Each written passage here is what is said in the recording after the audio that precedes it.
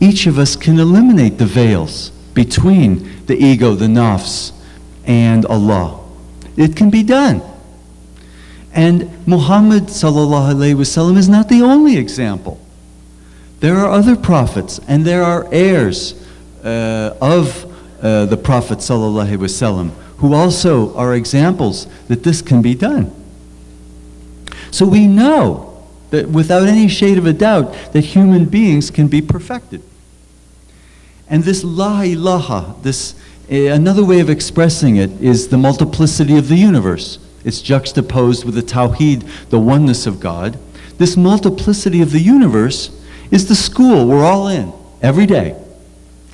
And we can come to experience the oneness of Allah, the illallah. And Muhammad sallallahu alaihi wasallam is our teacher and guide in this school. And what is beautiful about the Shahada, and one of the reasons why I chose to talk about this is because this is something that we say every day, many, many times. And it's beautiful. We have the totality of the negation, the la ilaha, the affirmation, illallah, and the means to get from the negation to the affirmation, wa Muhammadun Rasulullah.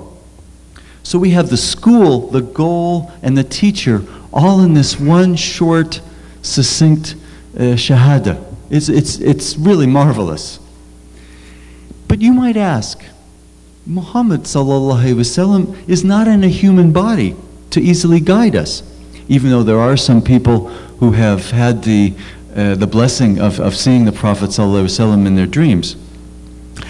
And there are prophetic hadith, thousands actually, sayings and examples. But which of these tens of thousands of prophetic hadith applies to our situation? How do we choose? And the ego, the nafs, and the intellect are very sly in this. We can think that we get the answer. We get the answer that our ego or our intellect wants very often. And so I would say for most Muslims, they need to rely on some kind of an heir of the Prophet, someone who is following very closely the Sunnah of the Prophet, a pious individual. Sometimes this can be a religious scholar. Sometimes this person can be a Sufi. Sometimes I have friends who go to such pious individuals and they're not qualified as religious scholars and they're not technically Sufis. So these heirs of the Prophet can be many different kinds of people, and they are able to monitor the ego games that we all play. And these individuals often, not necessarily always, have gone on an inner journey analogous to the Miraj, the prophetic ascension.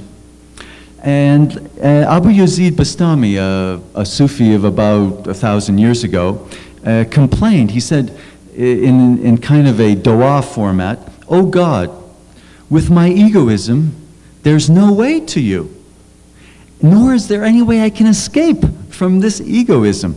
What should I do?" And God replied, "Oh, Abu Yazid, your deliverance from your ego will result from following my beloved Muhammad sallallahu alaihi wasallam. Anoint your eyes with the dust of his feet and follow him continuously." And so this is called, in Sufi parlance, this is called Bayazid's ascension, meaning how he became close to God. Now, from a Sufi point of view, a believer without a guide, without a human guide, runs the risk of never progressing past the stage of just belief and never really enters into the actual submitting of the ego. And this is very similar. Of course, there's an example of this in the Quran. It's very similar to Iblis, who thought that Iblis was superior to a being of clay.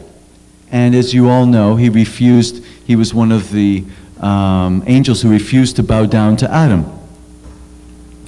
And in a sense, this is another way of looking at the same thing that I've been talking about. This is equivalent of accepting half of the Shahada, half of the Kalima, without accepting the second half. And Muhammad is his messenger, wa Muhammadun Rasulullah. Because just by identifying with the transcendent part of the Shahada, as Iblis did, makes one very susceptible to the danger of pride. And the human capacity for self-deception is such that people could think that they were very good Muslims, submitting their egos, in that sense, on the basis of their love of a very distant and invisible, impersonal God. Or they would think that they have satisfied, they have submitted their ego because they do all the ritual obligations, fasting, praying, zakat, etc. Or because they've memorized, this is that one other scenario is thinking that because they've memorized the Quran or the Hadith, that they don't need any personal guidance, that this is sufficient.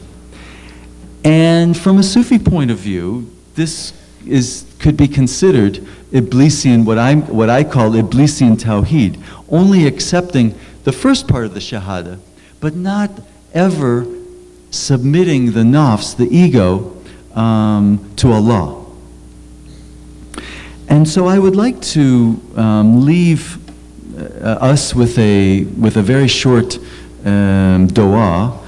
May the love of Muhammad sallallahu alaihi wasallam resonate in our hearts, and the peace that comes from that, may that also resonate in our hearts.